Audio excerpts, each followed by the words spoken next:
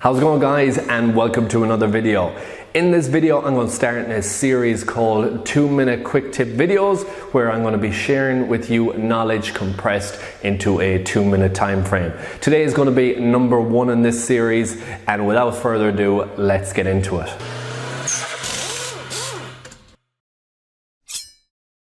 Alright, let's put 2 minutes on the clock and crack straight into this video.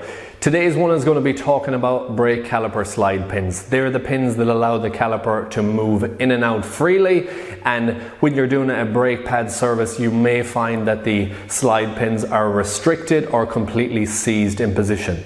What can happen then is you can have uneven brake pad wear and premature brake pad interval replacements. When you remove and free out that brake caliper slide pin, you may find that there's a little rubber at the end of it.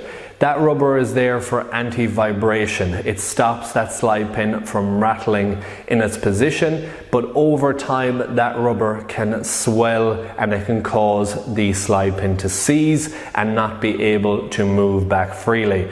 Some mechanics completely remove that from it and put it back in. Not something I'd recommend doing, but as we don't have rebuild kits and we're not going to have access to that rubber without ordering it, what we can do, and what I've found has worked extremely successfully, is cut a little fraction off the end of it.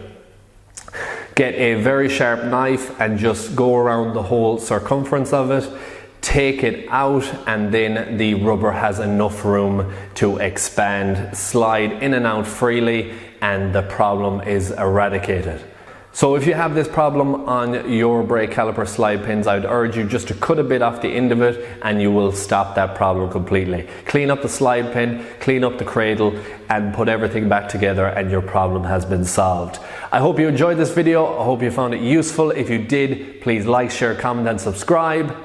And I hope to see you in the next one. Thanks for watching.